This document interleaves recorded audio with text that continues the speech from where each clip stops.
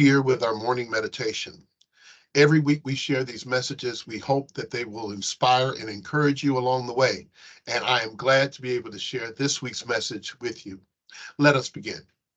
Last week we began a journey in having a conversation about how in real life we've had some struggles in life, we've had some difficulties, and many of us have come to the conclusion and to make the statement, I need a win.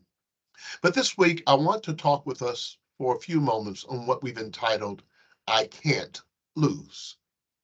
From I Need a Win to I Can't Lose.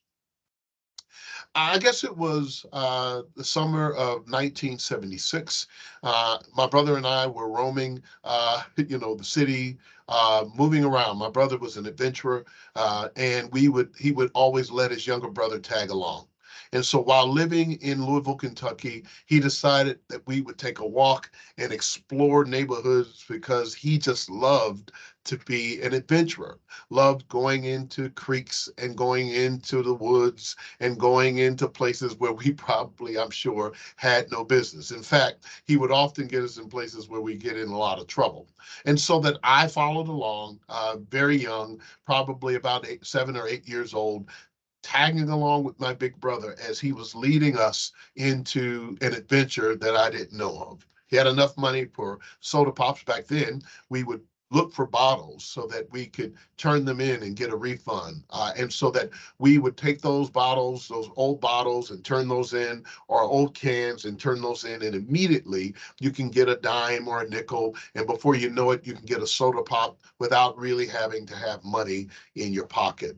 And so this particular day, we found ourselves roaming, and we ventured upon a neighborhood that did not look familiar. There are some kids out playing ball, tossing a football around, and my brother and I just kind of joined in and threw the ball around with them. And before we knew it, we picked up a football game, just kind of running around, and we were winning. And suddenly, the temperature and the climate in the environment changed. Those who had looked like they were having fun now became a little sore. They were frustrated because we were beating them. Sometimes you win, sometimes you lose, but I've learned that some people can't take losing. They always have to win. I'll say more about that later. However, there we were, and a crowd gathered, and before you knew it, the faces went from smiles and laughing to mean and terse, and comments were being made, and derogatory language and words were being spoken that demeaned our character and, in fact, issued threat. So we made our way, trying to get out of there and leave, only to find that growing number formed into a small mob that wanted to chase us. Yeah, really. And we ran for our lives, ducking through sewer systems in order to get away, while others called us names like the N-word and other things that they wanted to do to us that they threatened that they would do if they ever caught us. We made our way home, dusty, dirty, muddy, smelling like sewer, but we made it. And one of the things I said to my brother later, why would you take me into a place like that?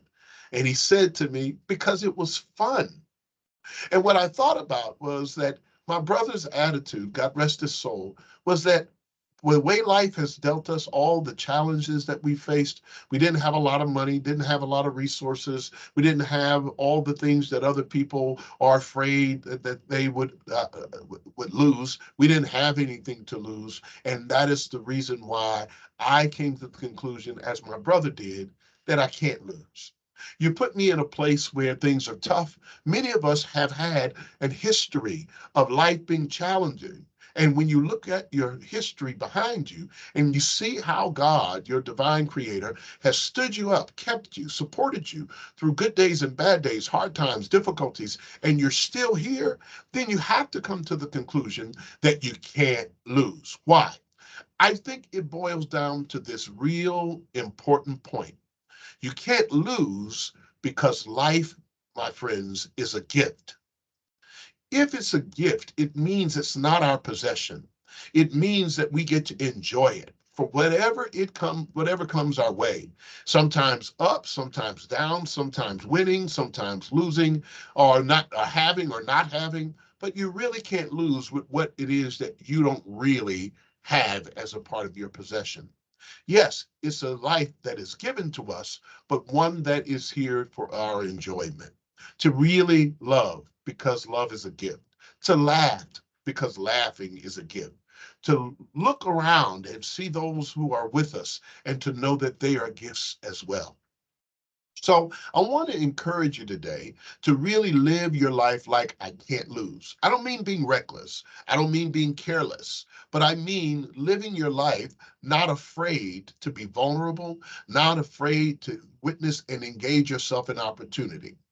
I was reading and sharing with you, I was reading a book called The Endless Practice, Mark Nepo. And we talked about those practices, one of those practices being the practice of uncertainty last week. But this week, I want to highlight and hang our hat on the practice of opportunity. The practice of opportunity is not seeming like that there's a wide open door and all you have to do is walk through it. No, it doesn't work that way.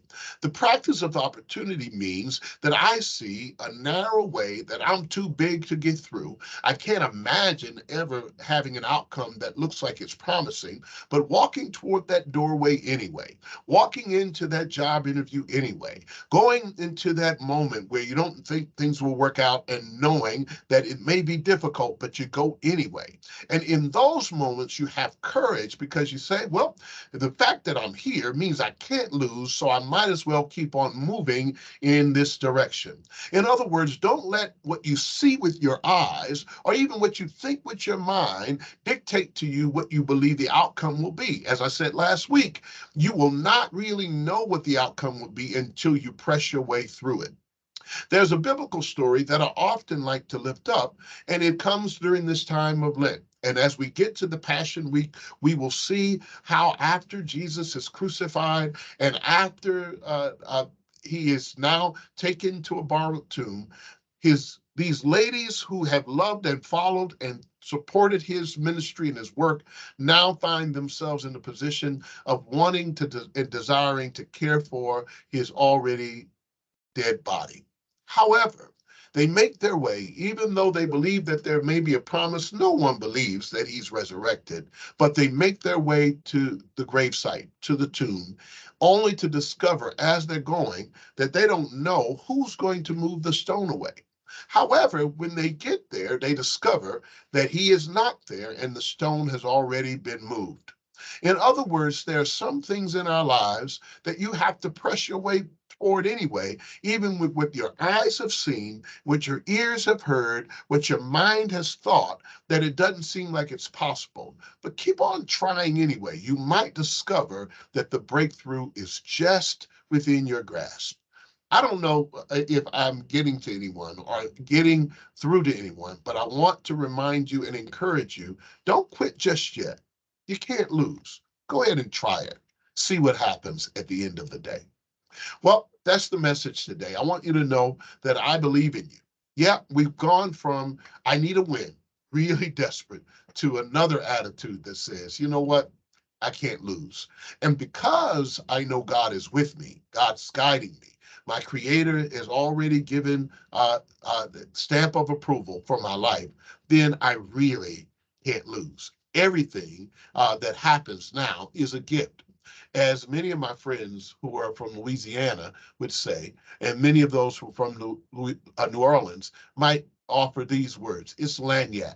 In other words, it's the extra, the cream on top. It's the unexpected gift that really blesses our lives. And I want to remind you that life is lagniappe. I've had what I've had today, but the extra on top is like the extra donut or the extra cream or the extra favor or the extra grace or an extra calm word or an extra reminder that we are not alone or that friend that journeys with us another mile down the way when it's not theirs to do or the phone call that you get in the middle of the morning or the middle of the night when you're at your wit's end or a friend that holds your hand just enough and gives you that extra squeeze to remind you that you'll make it through this if you just try.